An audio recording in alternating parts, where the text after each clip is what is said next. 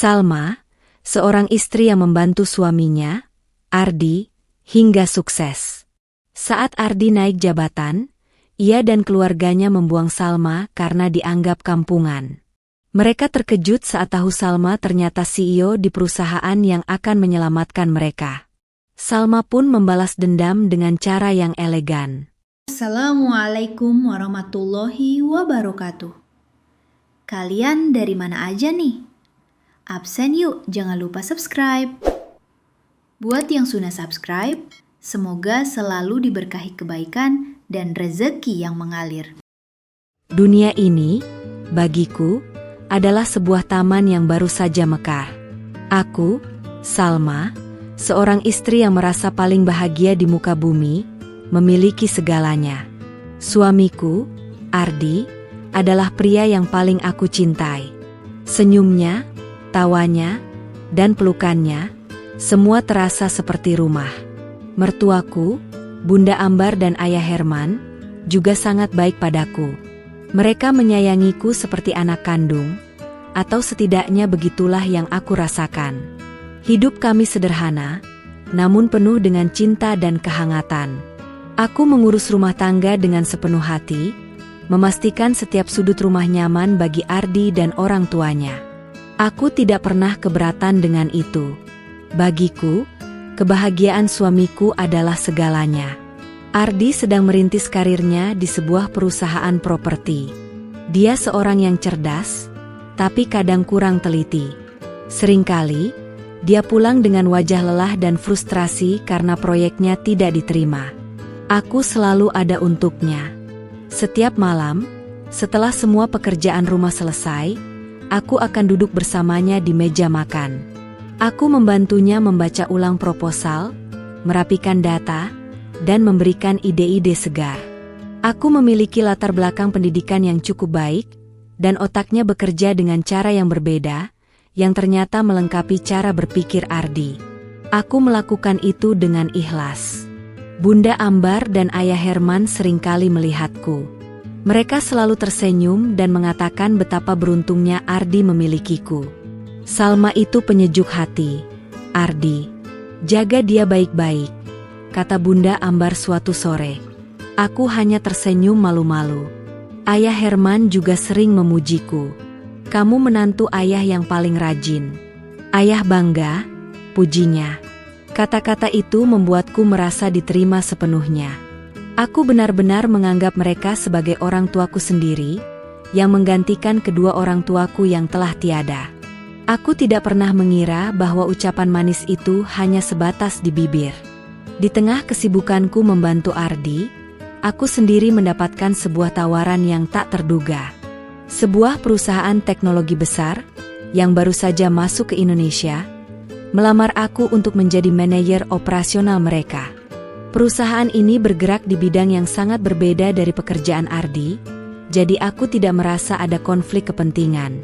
Sebaliknya, aku merasa tertantang. Aku tidak menceritakan ini pada Ardi atau mertuaku. Aku ingin membuktikannya dulu. Aku ingin memberikan kejutan pada mereka. Aku pikir, setelah aku berhasil, mereka akan semakin bangga padaku. Aku tidak tahu bahwa keputusanku untuk bekerja diam-diam ini akan menjadi bumerang. Aku memulai pekerjaan baruku dengan penuh semangat. Lingkungan kerjanya sangat profesional dan modern. Aku yang terbiasa memakai hijab sederhana, kini harus lebih menyesuaikan diri. Namun, aku tetap menjadi diriku sendiri, Salma yang sederhana. Aku belajar banyak hal baru, bertemu orang-orang hebat, dan yang terpenting, aku menemukan kembali sisi lain dari diriku yang selama ini tersembunyi. Sisi yang ambisius, cerdas, dan pekerja keras. Aku menjalani hari-hariku dengan dua peran. Istri yang penurut di rumah dan seorang manajer yang tegas di kantor. Aku berusaha menyeimbangkan semuanya. Seiring berjalannya waktu, proposal-proposal Ardi yang aku bantu mulai membuahkan hasil. Dia mulai mendapatkan banyak proyek besar. Panggilan telepon dari klien dan rekan kerjanya semakin sering. Ardi menjadi lebih sibuk, dan aku menjadi semakin bangga. Suamiku sudah menjadi seorang pria sukses. Dia pantas mendapatkan semua ini. Aku melihat perubahan pada dirinya. Dia terlihat lebih percaya diri, dan senyumnya semakin lebar. Namun, entah kenapa, pelukannya tidak lagi sehangat dulu. Aku mencoba mengenyahkan pikiran-pikiran negatif itu. Aku yakin, ini hanya karena dia terlalu lelah. Mertuaku juga tampak senang. Mereka sering membanggakan Ardi di depan kerabat dan tetangga. Mereka bercerita bahwa Ardi akan segera menjadi orang penting di perusahaan. Aku ikut mendengarkan dengan senyum.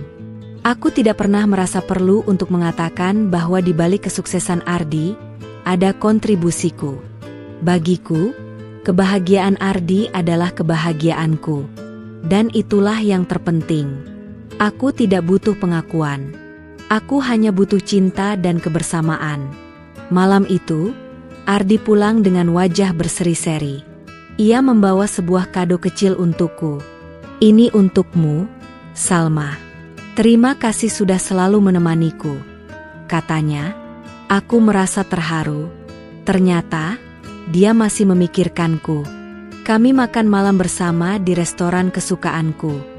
Ardi menggenggam tanganku dan mengucapkan janji-janji manis.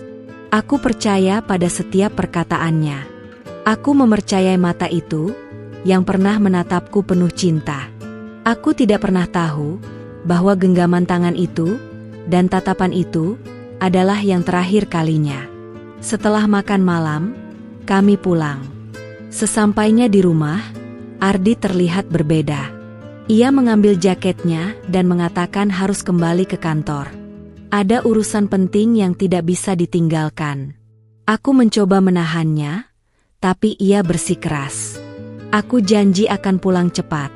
Salma, jangan khawatir, katanya sambil mencium keningku. Aku mengangguk. Aku tidak tahu bahwa urusan penting yang ia maksud bukanlah pekerjaan. Malam itu, aku tidur sendirian.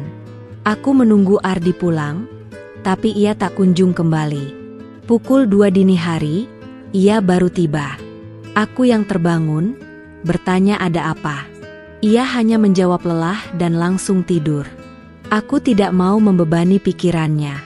Ia pasti benar-benar lelah. Aku tidak tahu bahwa kebohongan-kebohongan kecil seperti ini akan menjadi awal dari keruntuhan duniaku. Keesokan harinya, Ardi bersikap biasa saja. Ia bahkan bersikap lebih manis. Aku percaya padanya. Aku percaya bahwa suamiku adalah pria baik-baik. Kami melewati hari seperti biasa. Hingga aku menemukan sebuah brosur di saku celana Ardi. Brosur itu adalah tentang cincin berlian. Aku terkejut, sekaligus bahagia. Ardi akan memberiku hadiah lagi? Aku tidak bisa menahan senyumku. Aku pikir, suamiku ini sangat romantis. Aku meletakkan kembali brosur itu di sakunya. Aku tidak ingin merusak kejutannya. Aku menunggu dengan tidak sabar. Namun, cincin berlian itu tidak pernah datang. Sebaliknya, Ardi semakin sering pergi. Ia mengatakan ada proyek di luar kota. Aku mengizinkannya, karena aku tahu betapa pentingnya pekerjaan itu baginya. Aku tidak tahu, bahwa selama ini, Ardi tidak pernah pergi sendirian. Semua terasa aneh. Ardi yang dulu selalu meneleponku setiap saat, kini hanya sesekali. Jika aku meneleponnya, ia seringkali tidak mengangkat. Jika aku menanyakan kabarnya, ia menjawab singkat. Aku sibuk, Salma. Jangan ganggu, katanya. Hati kecilku terasa perih. Aku mencoba untuk mengerti. Aku tahu, ia bekerja keras untuk masa depan kami. Aku tidak tahu, bahwa masa depan yang ia rancang, bukanlah denganku. Seorang teman lama Ardi, seorang wanita yang bernama Kirana, menjadi asistennya. Aku mengetahui hal ini dari Ardi sendiri. Dia mengatakan, Kirana adalah anak dari seorang rekan kerja yang penting, jadi dia harus menjaganya dengan baik. Aku tidak merasakan hal yang aneh pada awalnya, tapi lama-kelamaan, Aku mulai curiga. Ardi seringkali membicarakan Kirana. Kirana itu sangat cerdas. Salma, dia sangat membantu, katanya. Aku hanya tersenyum. Hatiku mulai terasa gundah. Hari itu, aku sedang memasak sarapan saat Ardi pulang. Wajahnya terlihat lelah, tetapi matanya berbinar-binar penuh kebahagiaan. Ia segera memelukku erat, sesuatu yang sudah jarang ia lakukan belakangan ini. Salma, aku berhasil, katanya dengan suara penuh kebanggaan. Aku terkejut dan senang. Berhasil apa, Mas? Tanyaku. Ia melepaskan pelukannya dan menatap mataku. Aku naik jabatan. Aku sekarang seorang manajer senior, jawabnya. Aku bersorak kegirangan dan memeluknya kembali. Ini adalah buah dari kerja kerasnya, dan tentu saja, kerja keras kami berdua. Aku tidak tahu bahwa Ardi akan melupakan bagian kerja keras kami berdua, itu. Dia segera mengumumkan kabar baik ini kepada mertuaku. Bunda Ambar dan Ayah Herman segera memeluk Ardi dan memujinya setinggi langit. Mereka menggelar pesta kecil di rumah untuk merayakan kesuksesan ini. Keluarga besar Ardi datang semua. Aku yang sibuk menyiapkan hidangan, mendengar setiap kata pujian yang ditujukan untuk Ardi. Ardi memang anak yang cerdas, kata seorang tante. Pasti istri dan orang tuanya yang dukung penuh, sahut yang lain. Semua mata tertuju pada Ardi, dan Ardi menikmati perhatian itu. Aku melihat Ardi tersenyum. Ia terlihat seperti seorang pahlawan yang berhasil memenangkan peperangan. Aku merasa senang dan bangga. Aku memang tidak mendapat pengakuan apapun, tapi melihatnya bahagia sudah cukup bagiku. Aku berpikir, inilah kehidupan pernikahan yang seharusnya. Saling mendukung dan bahagia satu sama lain. Aku tidak pernah tahu bahwa kebahagiaan yang aku rasakan saat itu adalah kebahagiaan terakhir yang akan aku rasakan bersamanya. Malam itu, setelah semua tamu pulang, Bunda Ambar memanggilku. Ia memberiku sebuah gelang emas. Ini hadiah untukmu, Salma. Terima kasih sudah mengurus Ardi dengan baik, katanya. Aku tersentuh. Aku merasa bahwa pengorbananku tidak sia-sia. Ayah Herman juga memberikan sebuah amplop berisi uang. Ini untukmu, Salma. Beli apapun yang kamu mau, katanya. Aku merasa sangat dicintai.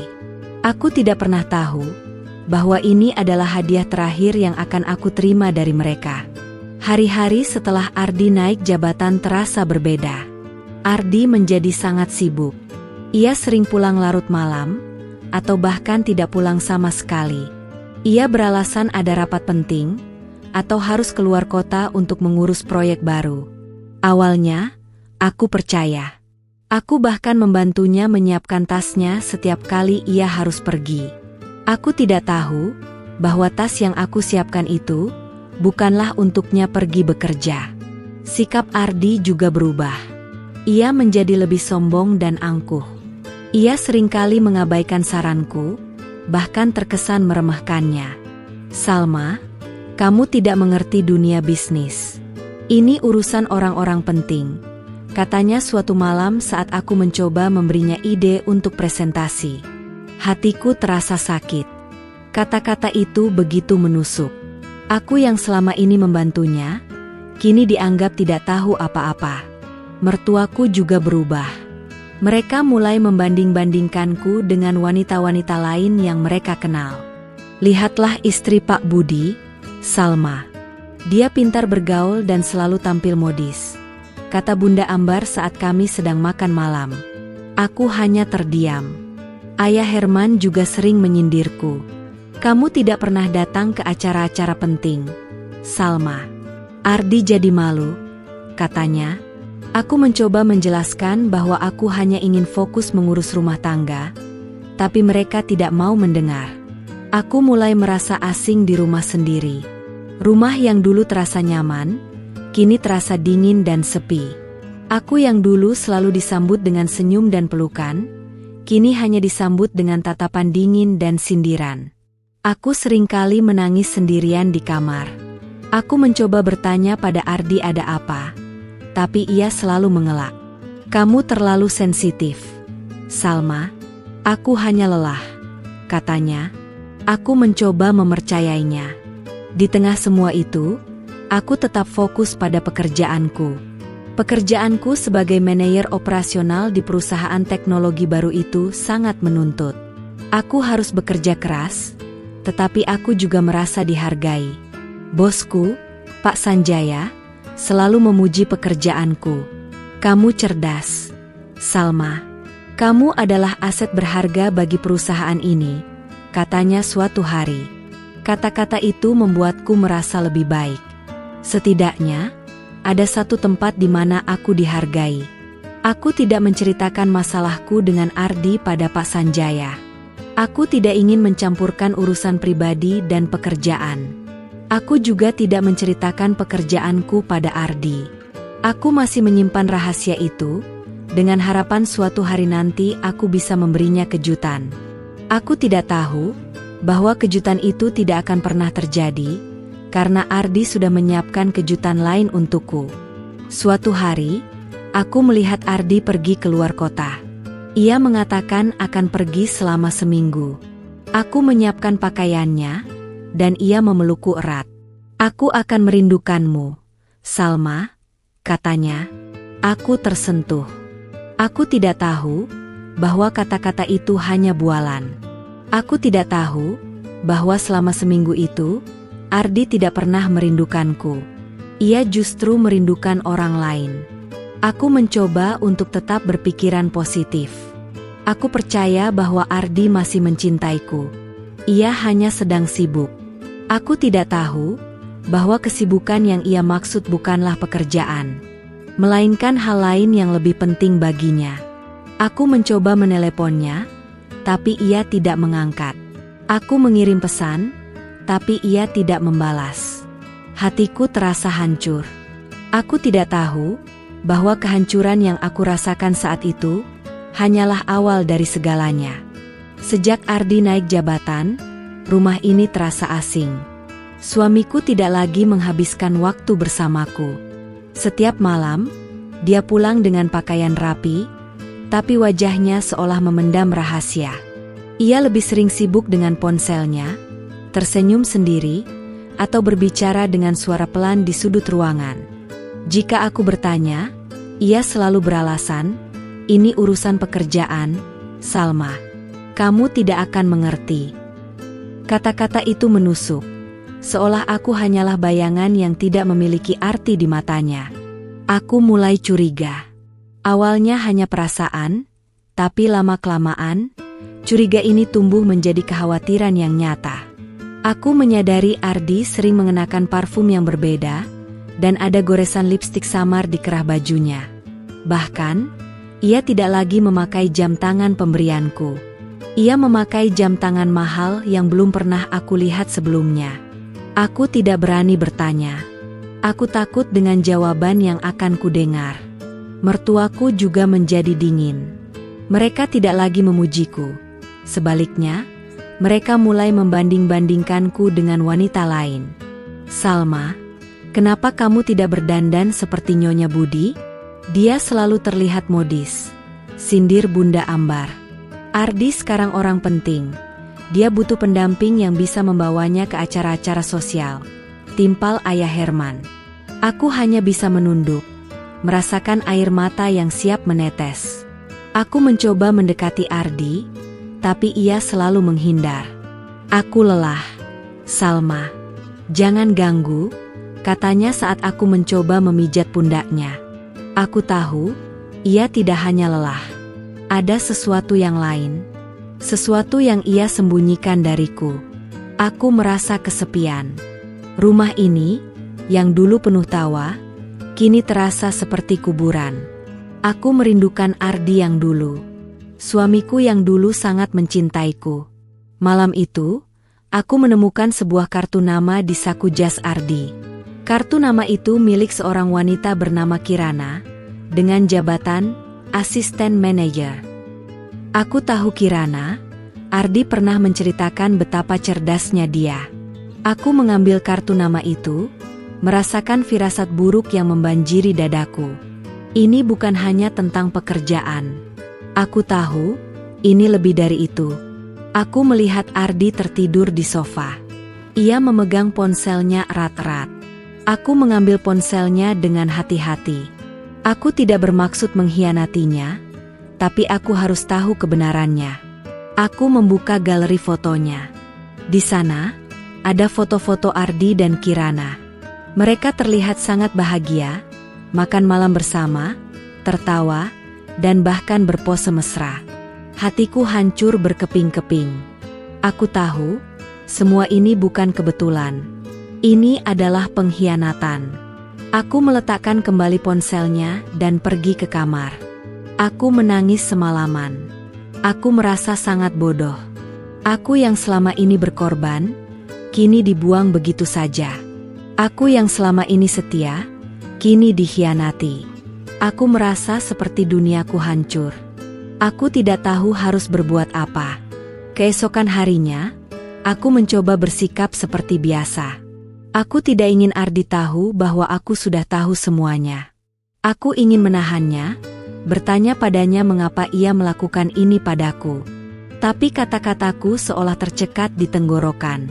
Ia hanya melihatku sekilas, tanpa senyum, tanpa kata-kata. Aku mencoba berbicara pada Bunda Ambar. Bunda, apakah Bunda tahu Ardi sedang dekat dengan wanita lain? Tanyaku. Bunda Ambar terkejut. Salma, jangan banyak tanya.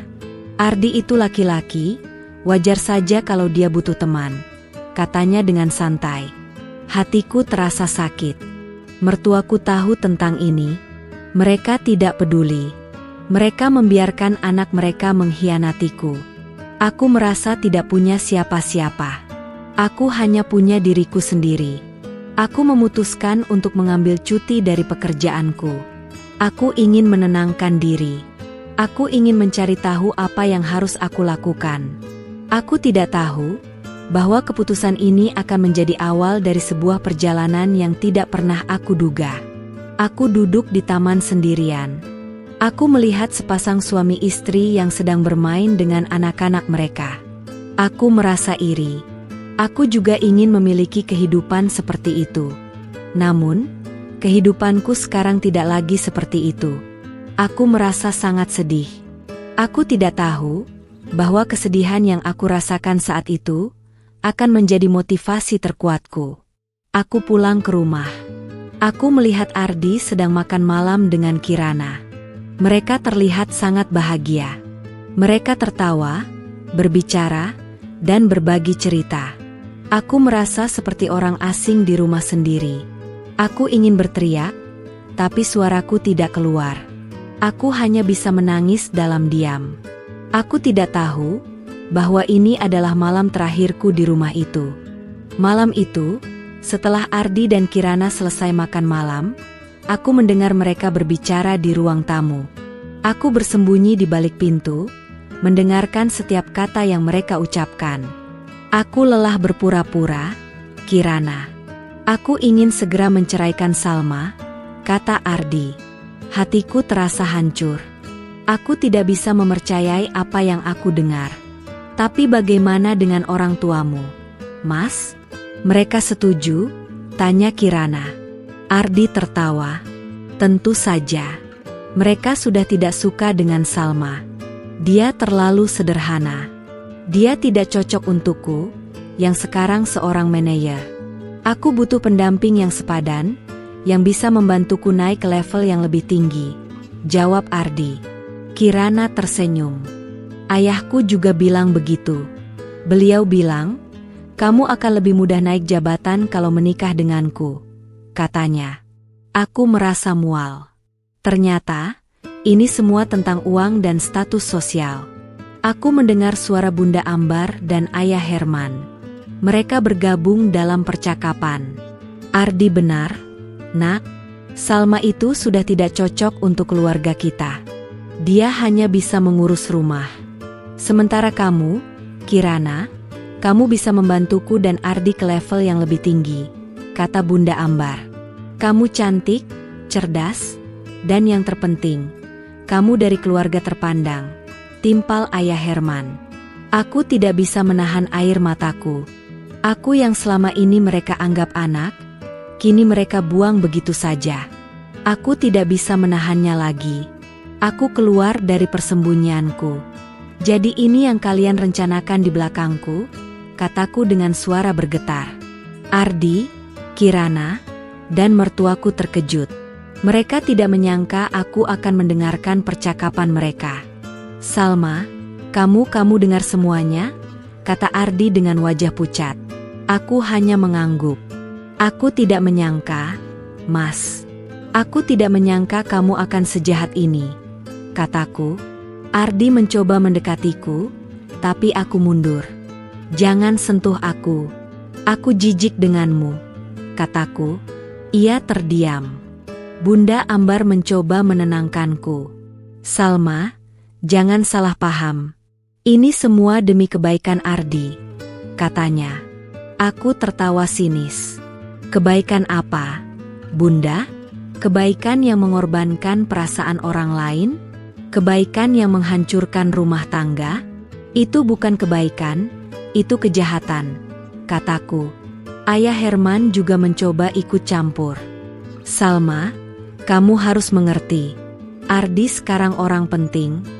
Dia butuh pendamping yang sepadan. Kamu tidak bisa memberikannya, katanya. Kenapa tidak bisa? Aku sudah membantunya dari nol. Proposalnya, ide-idenya, semuanya dari aku. Kenapa sekarang aku tidak cukup baik? Kataku. Mereka semua terdiam. Mereka tidak tahu bahwa aku tahu semua itu. Ardi terlihat marah. Jangan berani-beraninya kamu menyebutkan itu. Aku yang bekerja keras, aku yang berkorban. Kamu hanya duduk di rumah dan mengurus rumah tangga, katanya. Aku tidak hanya duduk di rumah, Mas. Aku juga bekerja. Aku seorang manajer di perusahaan teknologi. Aku bekerja siang dan malam untuk mendapatkan apa yang aku miliki sekarang. Tapi aku tidak pernah membanggakannya, karena aku pikir kamu akan bangga padaku, kataku. Ardi tertawa sinis. Kamu? Seorang manajer? Kamu pikir aku bodoh? Mana buktinya? Katanya. Kamu pikir aku akan mempercayai itu? Kamu hanya berbohong untuk membuatku merasa bersalah, katanya. Aku tidak bisa berkata-kata. Ia tidak lagi melihatku sebagai istrinya. Ia hanya melihatku sebagai orang asing yang tidak berguna. Kirana yang sejak tadi diam, kini berbicara. Mas Ardi, jangan hiraukan dia. Dia hanya cemburu, katanya. Aku menatapnya. Wanita ini, yang mengambil suamiku, kini berani menghinaku di depan mataku. Aku tidak bisa menahannya lagi. Aku menangis. Aku merasa sangat sakit. Aku merasa seperti duniaku hancur. Mertuaku menyuruhku untuk pergi. Kamu sudah tidak cocok di sini, Salma. Lebih baik kamu pergi, kata Bunda Ambar. Kamu harus menandatangani surat cerai ini. Kami tidak ingin ada masalah di kemudian hari, kata Ayah Herman sambil menyerahkan sebuah amplop. Aku melihat amplop itu. Isinya adalah surat cerai yang sudah disiapkan. Mereka sudah merencanakan semuanya. Aku tidak mengambil amplop itu. Aku menatap mata mereka satu persatu. Aku akan pergi. Tapi aku tidak akan menandatangani surat cerai ini. Aku akan memberikannya setelah kalian tahu siapa aku, kataku dengan suara bergetar. Aku berbalik, mengambil tas kecilku, dan keluar dari rumah itu.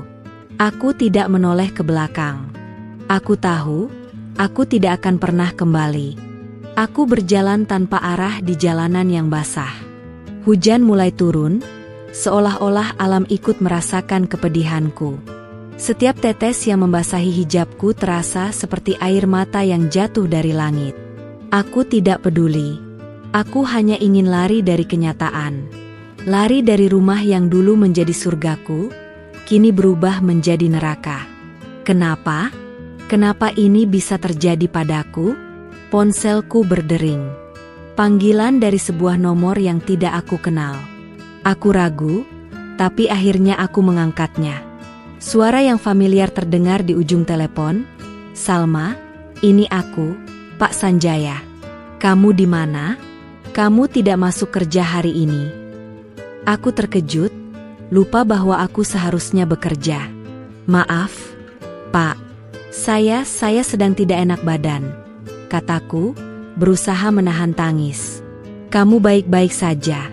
"Salma, kamu terdengar tidak baik," tanyanya dengan nada khawatir. Aku tidak bisa menahannya lagi. Aku menceritakan semuanya padanya. Aku menceritakan tentang Ardi, tentang mertuaku, dan tentang pengkhianatan mereka. Pak Sanjaya mendengarkan dengan sabar. "Salma, kamu harus kuat. Jangan biarkan mereka menghancurkanmu. Kamu lebih baik dari mereka," katanya. Kata-kata itu, di tengah kegelapan, terasa seperti secercah cahaya. Aku kembali ke apartemen kecilku. Aku menatap cermin. Wajahku terlihat kuyu, mataku bengkak, dan hijabku berantakan. Aku tidak mengenali diriku sendiri. Aku melihat bayangan seorang wanita yang hancur. Wanita yang dibuang begitu saja. Wanita yang tidak dihargai. Tapi, aku tidak ingin menjadi wanita itu. Aku ingin menjadi wanita yang kuat. Wanita yang bisa bangkit dari keterpurukan. Aku memutuskan untuk tidak lagi menangis. Aku memutuskan untuk tidak lagi menyalahkan diriku sendiri. Aku memutuskan untuk bangkit. Aku akan membuktikan pada mereka bahwa mereka salah. Aku akan membuktikan bahwa mereka telah membuang permata yang paling berharga. Aku akan membuktikan bahwa Salma yang mereka buang akan menjadi wanita yang paling sukses. Keesokan harinya, aku kembali bekerja. Aku tidak menceritakan apapun pada rekan-rekan kerjaku. Aku hanya ingin fokus pada pekerjaanku. Pak Sanjaya menyambutku dengan hangat.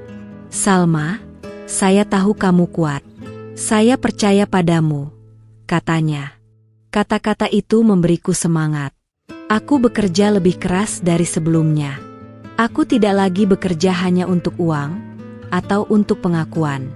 Aku bekerja untuk diriku sendiri. Aku menemukan diriku yang baru. Aku menjadi lebih tegas, lebih berani, dan lebih ambisius. Aku tidak lagi takut untuk mengambil risiko. Aku tidak lagi takut untuk mengatakan apa yang aku pikirkan. Aku menjadi seorang pemimpin yang dihormati. Rekan-rekan kerjaku selalu mendengarkan setiap ideku. Aku tidak tahu bahwa pekerjaan ini, yang dulu hanya menjadi pelarian, akan menjadi takdirku. Di tengah kesibukanku, aku menemukan bahwa perusahaan Ardi sedang mengalami masalah keuangan. Mereka kehilangan banyak proyek, dan para klien mulai meninggalkan mereka. Aku juga menemukan bahwa Kirana adalah anak dari seorang pemilik perusahaan yang dulu sangat penting, tapi kini mereka juga mengalami masalah. Aku tersenyum sinis. "Karma," pikirku. Aku tidak lagi merasa sedih. Aku tidak lagi merasa marah.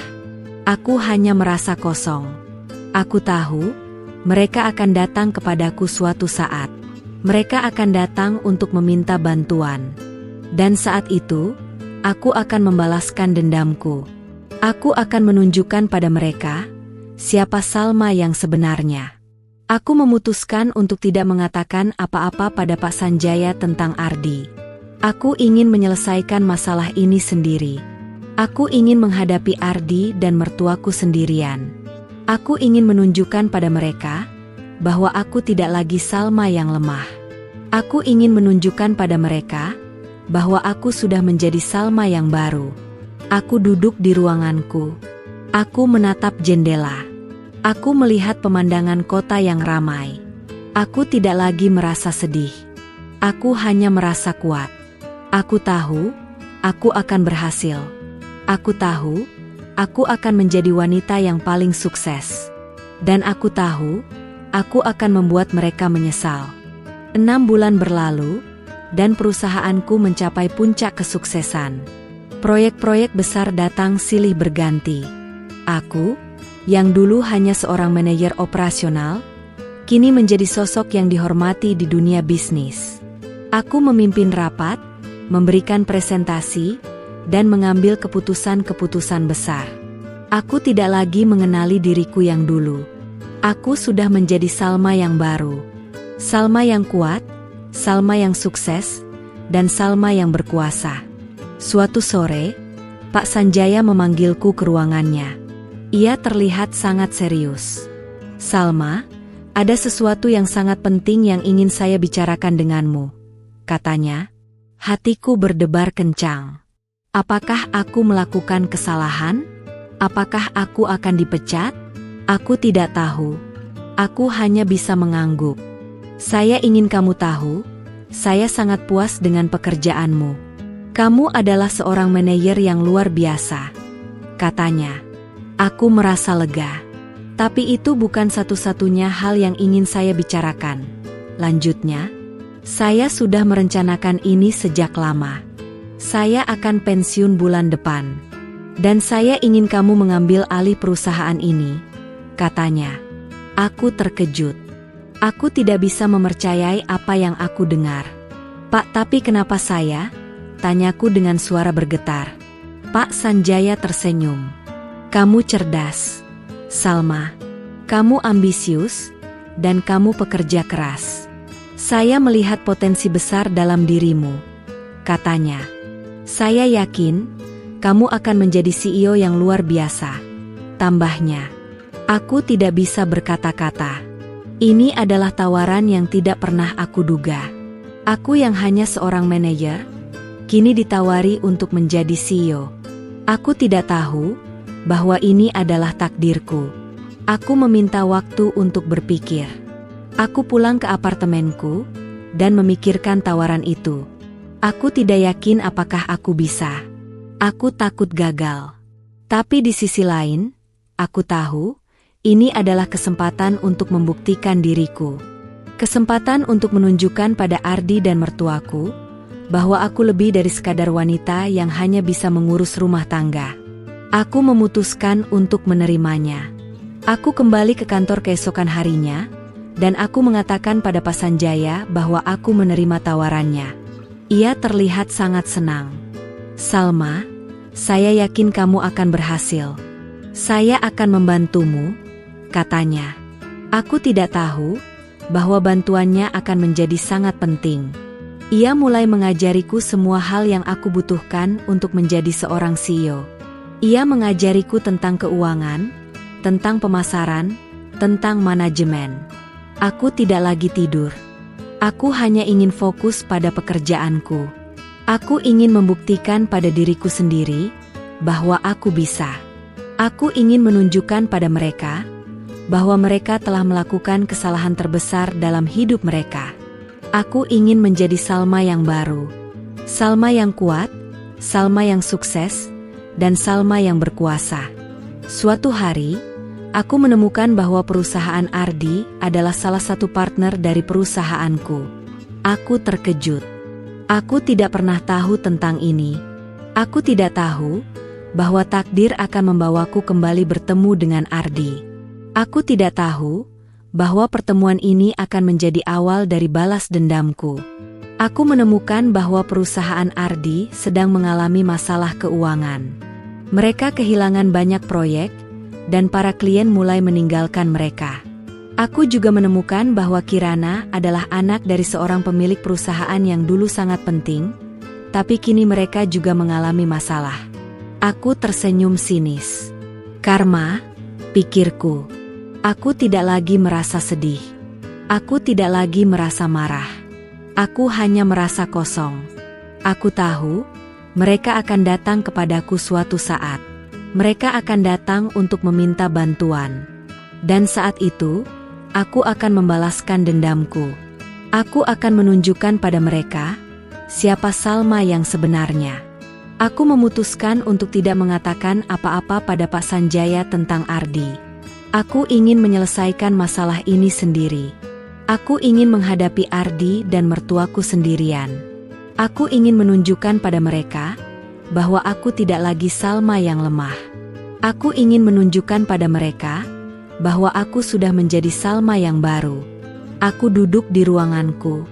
Aku menatap jendela. Aku melihat pemandangan kota yang ramai. Aku tidak lagi merasa sedih. Aku hanya merasa kuat. Aku tahu, aku akan berhasil. Aku tahu, aku akan menjadi wanita yang paling sukses. Dan aku tahu, aku akan membuat mereka menyesal. Sebagai CEO baru, aku bekerja siang dan malam. Aku merombak struktur perusahaan, mengoptimalkan proses, dan menjalin kemitraan baru. Dalam waktu singkat, perusahaanku tumbuh pesat. Kinerja Ardi dan perusahaannya tidak luput dari perhatianku. Aku tahu, mereka sedang kesulitan. Kontrak yang mereka harapkan dari perusahaanku tidak kunjung datang. Mereka mencoba menghubungi Pak Sanjaya, tapi Pak Sanjaya sudah menyerahkan semua urusan kepadaku. Ardi dan mertuaku tidak tahu bahwa aku sekarang adalah pemilik perusahaan ini. Mereka hanya tahu bahwa Pak Sanjaya sudah pensiun dan digantikan oleh seorang CEO baru. Mereka tidak tahu siapa CEO baru itu. Mereka hanya tahu, jika mereka tidak mendapatkan kontrak itu, perusahaan mereka akan hancur. Mereka mencoba segala cara untuk menghubungiku. Mereka mengirim email, menelepon, dan bahkan datang ke kantor. Aku mengabaikan mereka. Aku ingin melihat mereka memohon. Suatu hari, Ardi mengirimiku pesan. "Salma, tolong. Kamu bisa membantuku. Kamu pasti kenal seseorang di perusahaan itu," katanya. Aku tertawa sinis. Ia pikir aku akan membantunya? Setelah semua yang ia lakukan padaku, aku tidak membalas pesannya. Aku ingin mereka merasa putus asa. Bunda Ambar juga meneleponku. "Salma, tolonglah Ardi. Dia sedang kesulitan. Perusahaannya akan hancur kalau tidak ada kontrak dari perusahaanmu," katanya. Aku hanya terdiam. "Salma, kamu kan menantu kami. Kamu harus bantu Ardi," tambahnya. Hatiku terasa dingin. Mereka yang dulu membuangku, kini datang memohon. Aku mengatur sebuah pertemuan dengan Ardi dan mertuaku. Aku tidak memberitahu mereka siapa aku. Aku hanya mengatakan bahwa CEO baru akan menemui mereka. Mereka terlihat sangat senang. Mereka pikir, ini adalah kesempatan terakhir mereka. Mereka tidak tahu bahwa ini adalah awal dari kehancuran mereka. Hari itu, aku memilih pakaian terbaikku. Sebuah blus hitam, celana panjang, dan hijab yang rapi. Aku memakai make up tipis, tapi aku terlihat sangat berbeda. Aku terlihat lebih dewasa, lebih profesional, dan lebih berkuasa. Aku tidak lagi Salma yang sederhana. Aku sudah menjadi Salma yang baru. Aku menunggu mereka di ruanganku. Aku melihat mereka dari balik jendela. Mereka terlihat tegang, tapi juga penuh harapan. Mereka tidak tahu bahwa harapan itu akan segera hancur. Mereka tidak tahu bahwa mereka akan bertemu dengan Salma yang berbeda. Salma yang tidak lagi mencintai mereka. Mereka masuk ke ruanganku. Mereka terkejut. Mereka tidak menyangka bahwa aku adalah CEO itu. Mereka hanya bisa menatapku dengan mata melotot. Mereka tidak bisa berkata-kata. Mereka hanya bisa melihatku, Salma, yang dulu mereka buang. "Silakan duduk," kataku dengan suara dingin. Mereka duduk. Mereka masih terkejut. Ardi mencoba berbicara, tapi suaranya tidak keluar. "Salma, kamu. CEO?" katanya dengan suara bergetar. "Ya," kataku. "Aku CEO. Aku pemilik perusahaan ini. Dan aku akan menentukan nasib kalian." Mereka terkejut. Mereka tidak bisa mempercayai apa yang mereka dengar. "Tidak, Salma, kamu tidak bisa melakukan ini. Kami keluarga," kata Bunda Ambar. Aku tertawa sinis. "Keluarga? Kalian membuangku begitu saja. Kalian menghancurkan hatiku. Kalian pikir aku akan melupakan itu?" kataku. Bunda Ambar terdiam. Ia tidak bisa berkata-kata. Ayah Herman juga mencoba ikut campur. Salma, kami mohon. Berikan Ardi kontrak itu. Kami akan hancur kalau tidak ada kontrak itu, katanya. Aku menatap matanya. Hancur? Kalian menghancurkan hatiku. Kalian menghancurkan hidupku. Kalian pikir aku akan membiarkan kalian hidup bahagia? Kataku. Ayah Herman terdiam. Ia tidak bisa berkata-kata. Kirana yang sejak tadi diam, kini berbicara. Salma, jangan begitu. Ini tidak adil, katanya. Aku menatapnya. Wanita ini, yang mengambil suamiku, kini berani menghinaku di depan mataku. Adil? Kamu mengambil suamiku. Kamu menghancurkan rumah tanggaku. Dan sekarang kamu bilang ini tidak adil? Kataku. Kirana terdiam. Ia tidak bisa berkata-kata. Aku mengeluarkan sebuah surat. Ini adalah surat cerai yang kalian siapkan, kataku. Aku akan menandatanganinya. Aku tidak ingin lagi menjadi bagian dari hidup kalian, kataku. Aku menandatangani surat itu dengan tenang. Aku tidak lagi merasa sedih. Aku hanya merasa bebas. Aku tidak lagi memiliki hubungan dengan mereka. Aku mengeluarkan sebuah amplop. Ini adalah surat terakhir dari perusahaanku, kataku. Ardi mengambil amplop itu dengan tangan bergetar. Ia membacanya. Wajahnya semakin pucat. Amplop itu berisi pemberitahuan bahwa perusahaanku tidak akan lagi bekerja sama dengan perusahaannya. Dan perusahaannya akan hancur. Ardi menjatuhkan amplop itu. Salma, kamu tega? Katanya. Aku tertawa sinis. Tega? Kamu tega membuangku. Kamu tega menghancurkan hatiku. Kenapa aku tidak boleh tega? Kataku. Ardi terdiam. Ia tidak bisa berkata-kata. Ia hanya bisa menatapku dengan mata yang penuh penyesalan. Aku berdiri. Sekarang, kalian bisa pergi. Aku tidak ingin melihat wajah kalian lagi, kataku. Mereka berdiri dan keluar dari ruanganku. Mereka berjalan dengan kepala tertunduk. Aku melihat mereka dari balik jendela. Aku melihat mereka berjalan menjauh. Aku tidak lagi merasa sedih. Aku hanya merasa kosong. Aku duduk kembali di kursiku. Aku melihat surat cerai yang sudah aku tanda tangani. Aku tidak lagi menjadi istri Ardi. Aku tidak lagi menjadi menantu Bunda Ambar dan Ayah Herman. Aku sudah menjadi Salma yang baru. Salma yang kuat, Salma yang sukses, dan Salma yang bebas. Setelah pertemuan itu, Ardi kembali ke rumahnya dengan kepala tertunduk. Ia tidak lagi sombong. Ia tidak lagi angkuh. Ia hancur. Perusahaannya bangkrut. Ia kehilangan segalanya. Bunda Ambar dan Ayah Herman juga hancur. Mereka kehilangan rumah, mobil, dan reputasi mereka. Mereka harus memulai semuanya dari nol. Kirana juga hancur. Ia yang dulu sombong, kini harus bekerja keras untuk bertahan hidup. Ayahnya juga bangkrut. Ia tidak lagi bisa mengandalkan ayahnya. Ia harus memulai semuanya dari nol. Aku tidak lagi merasa dendam pada mereka. Aku hanya merasa kasihan.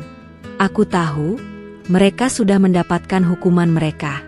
Aku tahu, mereka sudah mendapatkan balasan atas perbuatan mereka. Aku tidak perlu melakukan apa-apa. Karma sudah bekerja. Aku seringkali berpikir tentang masa lalu. Aku berpikir tentang Ardi, tentang mertuaku, tentang pengkhianatan mereka. Tapi aku tidak lagi merasa sedih. Aku hanya merasa bersyukur. Aku bersyukur bahwa mereka membuangku. Karena jika tidak, aku tidak akan pernah menjadi Salma yang sekarang. Aku bertemu dengan banyak orang baru. Aku bertemu dengan teman-teman yang baik, yang selalu mendukungku. Aku bertemu dengan rekan-rekan kerja yang profesional, yang selalu membantuku. Aku menemukan keluarga yang baru. Keluarga yang tidak terikat oleh darah, tapi terikat oleh cinta dan kepercayaan. Aku tidak lagi memikirkan pernikahan. Aku tidak lagi memikirkan cinta. Aku hanya ingin fokus pada pekerjaanku. Aku ingin menjadi wanita yang paling sukses. Aku ingin menjadi inspirasi bagi wanita-wanita lain. Aku ingin menunjukkan pada mereka bahwa kita bisa menjadi apapun yang kita mau. Suatu hari, aku mendapatkan sebuah pesan dari sebuah nomor yang tidak aku kenal. Pesan itu berisi foto-foto Ardi yang sedang bekerja di sebuah kafe. Ia terlihat lelah, tapi matanya berbinar-binar. Ia tidak lagi sombong. Ia terlihat lebih rendah hati. Aku tersenyum. Aku tahu, ia sudah belajar dari kesalahannya. Aku tidak lagi membencinya. Aku hanya mendoakan yang terbaik untuknya. Aku berharap, suatu hari nanti, ia bisa menemukan kebahagiaan yang tulus. Aku berharap, suatu hari nanti, ia bisa menemukan cinta yang sejati. Aku berdiri di balkon apartemenku. Aku menatap pemandangan kota yang indah. Aku merasa sangat bahagia. Aku merasa sangat puas. Aku tidak lagi merasa kosong. Aku merasa bahwa aku sudah memiliki segalanya. Aku sudah memiliki diriku sendiri. Dan itu sudah cukup. Beberapa tahun berlalu. Namaku, Salma, kini dikenal luas sebagai salah satu pebisnis wanita paling sukses di Indonesia. Perusahaanku terus berkembang, membuka cabang di berbagai kota. Aku menjadi pembicara di seminar-seminar besar, dihormati oleh rekan-rekan dan media. Hidupku adalah bukti nyata bahwa pengkhianatan bisa menjadi batu loncatan menuju kesuksesan. Aku tidak lagi merasa perlu membuktikan diri pada siapapun, kecuali pada diriku sendiri. Suatu sore, aku menghadiri sebuah acara amal. Di sana, aku melihat sepasang suami istri yang duduk di sudut ruangan. Mereka terlihat berbeda. Pakaian mereka sederhana, dan wajah mereka terlihat lelah. Aku mendekati mereka. Mereka adalah Bunda Ambar dan Ayah Herman. Mereka tidak lagi mengenakan perhiasan mewah atau pakaian mahal. Mereka terlihat sangat berbeda. Aku menghampiri mereka. Bunda, Ayah, kataku dengan suara bergetar. Mereka terkejut. Mereka tidak menyangka akan bertemu denganku. Salma, kata Bunda Ambar dengan mata berkaca-kaca. Maafkan kami, Salma, tambahnya. Aku hanya bisa mengangguk. Kami tahu kami salah, kata Ayah Herman. Kami sudah mendapatkan balasan dari perbuatan kami, tambahnya. Mereka menceritakan semuanya. Setelah perusahaan Ardi bangkrut, mereka harus menjual semua aset mereka untuk membayar hutang. Mereka kehilangan rumah, mobil, dan semua harta benda mereka. Mereka harus memulai semuanya dari nol. Mereka bekerja sebagai penjual makanan di pasar. Mereka tidak lagi bisa hidup dalam kemewahan. Mereka harus bekerja keras untuk bertahan hidup. Aku tidak lagi merasa dendam. Aku hanya merasa kasihan. Aku tahu, mereka sudah mendapatkan hukuman mereka. Aku tahu, mereka sudah mendapatkan balasan atas perbuatan mereka. Aku tidak perlu melakukan apa-apa. Karma sudah bekerja. Aku mengajak mereka makan malam. Aku mendengarkan setiap cerita mereka. Aku melihat penyesalan di mata mereka. Aku melihat kerendahan hati mereka. Aku tahu, mereka sudah berubah. Aku tahu, mereka sudah belajar dari kesalahan mereka. Setelah makan malam, aku memberikan mereka sebuah amplop. Ini untuk kalian, Ayah, Bunda. Jangan menolak, kataku. Mereka terkejut. Mereka tidak mau mengambilnya. Tidak, Salma. Kami tidak pantas, kata Bunda Ambar. Kami sudah membuatmu menderita. Kami tidak bisa menerima ini, tambahnya. Ambillah, Bunda. Ini bukan uang. Ini adalah bukti bahwa aku sudah memaafkan kalian, kataku. Mereka mengambil amplop itu. Mereka membukanya. Di dalamnya ada sebuah buku tabungan. Jumlahnya sangat besar. Mereka terkejut. "Salma, kenapa?" kata ayah Herman. "Kalian adalah orang tua yang pernah aku sayangi. Aku tidak bisa membiarkan kalian menderita. Aku sudah memaafkan kalian. Dan aku berharap kalian bisa hidup bahagia," kataku. Mereka menangis. Mereka memelukku erat-erat. Mereka mengucapkan terima kasih berkali-kali. Aku merasa lega. Beban di hatiku sudah hilang. Aku tidak ingin kembali ke masa lalu. Aku tidak ingin membalas dendam lagi. Aku hanya ingin hidup damai. Aku ingin menjadi wanita yang bahagia. Aku ingin menjadi wanita yang berguna bagi orang lain. Dan aku tahu, aku sudah menjadi wanita itu. Hidupku terus berjalan. Aku fokus pada pekerjaan dan diriku sendiri. Aku menemukan kebahagiaan dalam hal-hal sederhana. Membaca buku, menikmati secangkir teh hangat, atau sekadar memandangi senja di balkon apartemenku. Aku menyadari, kebahagiaan sejati tidak datang dari orang lain, melainkan dari dalam diri sendiri. Aku masih sesekali berhubungan dengan Bunda Ambar dan Ayah Herman. Mereka membuka usaha kecil-kecilan dengan bantuan finansial dariku. Mereka tidak lagi sombong. Mereka menjadi sosok yang lebih baik, lebih rendah hati, dan lebih bijaksana. Mereka seringkali meneleponku, hanya untuk mengucapkan terima kasih dan bertanya kabarku. Mereka tidak lagi memanggilku Salma, tapi anakku. Kata-kata itu terasa sangat hangat, dan membuatku merasa seperti memiliki orang tua lagi. Suatu sore, aku sedang duduk di sebuah kafe. Aku melihat seorang pria sedang membaca buku di sudut ruangan. Pria itu terlihat familiar. Wajahnya terlihat lebih dewasa, lebih tenang, dan lebih bijaksana. Ia tidak lagi sombong. Ia terlihat lebih rendah hati. Ia adalah Ardi. Aku menghampirinya. "Mas Ardi," kataku dengan suara bergetar. Ia terkejut. Ia menatapku. Ia tidak lagi melihatku dengan pandangan kosong. Ia menatapku dengan mata yang penuh penyesalan. "Salma," katanya dengan suara serak. Kamu terlihat sangat bahagia," tambahnya. "Aku bahagia, Mas. Aku sudah menemukan kebahagiaanku," kataku.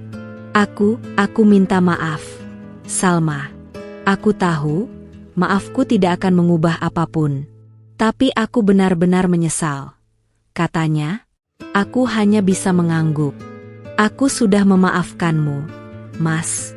Aku harap kamu juga bisa menemukan kebahagiaan," kataku. Kami berbicara panjang lebar. Ia menceritakan semuanya. Setelah perusahaan mereka bangkrut, Kirana meninggalkannya. Ia hancur. Ia kehilangan segalanya.